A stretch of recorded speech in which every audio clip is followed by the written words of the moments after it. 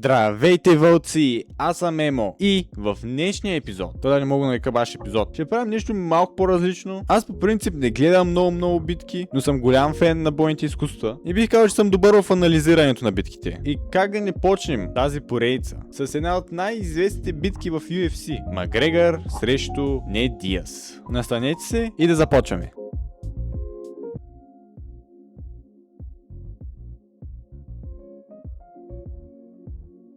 Добре, първо нещо, което забелязваме, че Макгрегор е много по-лек на краката си от Нейт Диас. Нейт Диас просто ходи там и стъпва, се едно стъпвало някаква локва, което няма да му допринесе много добре за тази битка, мисля.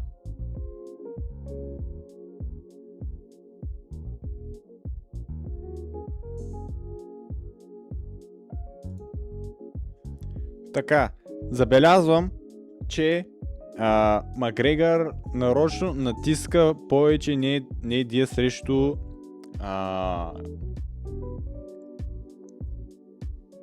клетката, понеже иска да го изкара от неговата игра. Понеже Нейт Диас играта му е върви напред, поема ударите и всичко става въпрос до издръжливост. И Макгрегор иска го изкара от този негов елемент, за да може да победи тази битка. И за сега му се получава. Ама това е само първия рунд, тъй че ще видим. Дали Макгрегор има стамината, това нещо да го поддържа за достатъчно дълго време.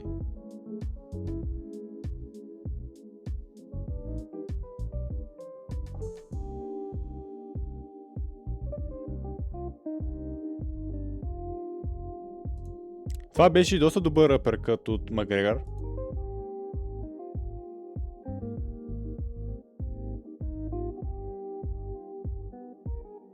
Добър прав. Макгрегор ето почва вече да ландва тези прави удари.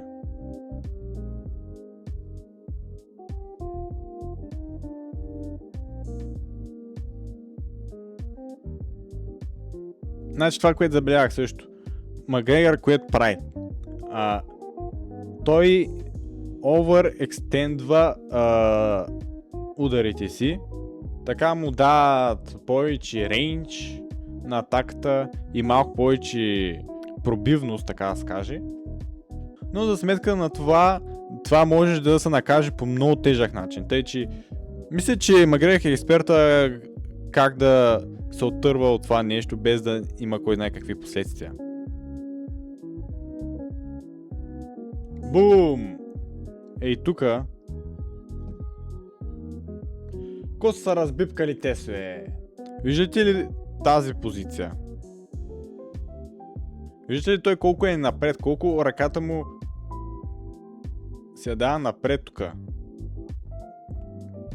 Това е overextendване. И е доста ефективно, обаче носи голям риск. Защото, виждате ли са, ако беше пропуснал и Нейт Диас се беше дръпнал тук, вижте Макгрегор каква позиция е. Той е на един крак тук. Даже. Той тук и да иска да се махне от пътя на удар не може. Това изобщо не е добра позиция, да си на един крак и да си на такова разстояние от опонента.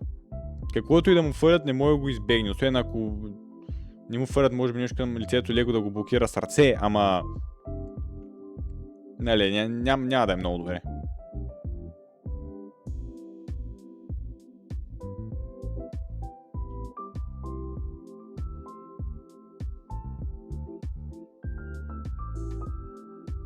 Във втория рунд вече се вижда, че Макгрегор нямаше...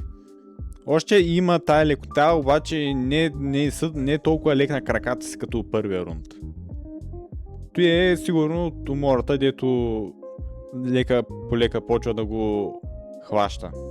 Ето вижте, краката. Гледайте краката.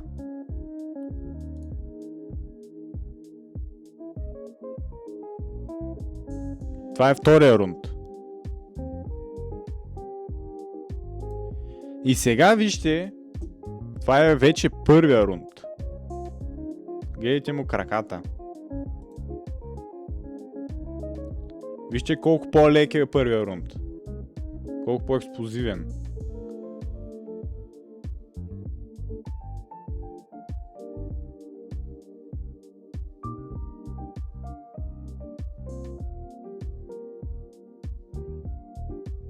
Добре. В този рунд мисля, че Макгрегор вече почва да хваща ритъма на Диаз. И какво трябва да направи Диаз по тази ситуация? Ами, трябва да го разчупи. Дали ще бъде с средник, дали ще бъде с удар или сингъл лег, дабъл лег. Няма значение, обаче трябва да го разчупи този ритъм, понеже като Макгрегор, понеже не мога да говоря мамка. Понеже когато ти фанат ритъма е много зле. Ама много зле. Не трябва да ти хващат ритъма.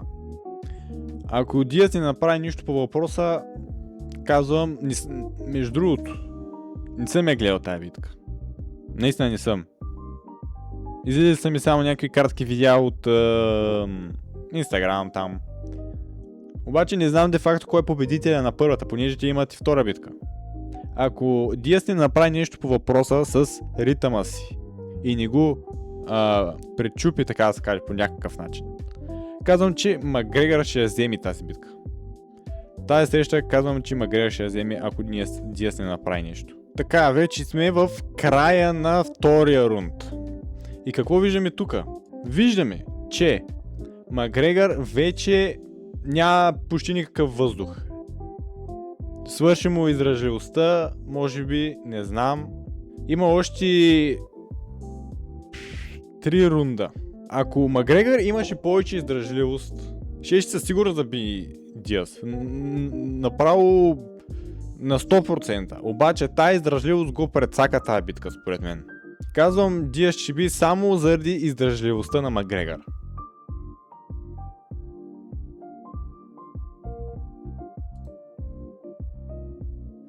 Тук Макгрегор мисля, че отиде за... Като и сингъл лег или дабъл лег беше?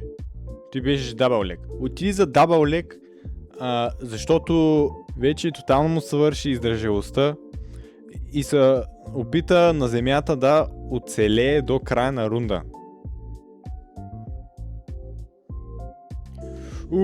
Ама не, Диаз го наказа много тежко. И го удушава в края на втория рунд. Добре, какво разбрахме от тази битка? Едно, че Макгрегор е много по-лек на краката си от Диаз. 2. Макгрегор не знам как тренира, ама издръжливостта му е тотално ужасна. 3. Макгрегор поне в тази битка беше по-добрия боец. Обаче, не, Диаз имаше повече кондициониране и той мисля, че натурално е по-издръжлив с такива бавни Twitch мускулни влакна, което го прави да удря по-слабо, обаче да удря много повече. Докато Макгрегор е друго. Макгрегор той има бързи пък Twitch мускулни фибри, което означава, че може удря много яко, обаче се изморява бързо. Диаз спечели тази битка само заради издържливостта си и здравата си челюст. Но ще ви кажа едно нещо. Не се бийте като Диаз, моля ви. Това е биене стил, не искам да се запазя мозъчните клетки.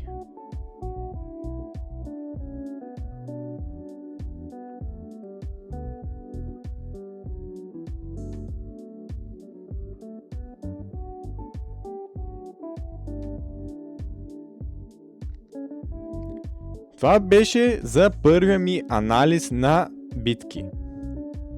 Ако ви е харесало, пишете в коментарите, оставете едно коментарче, много съм зле.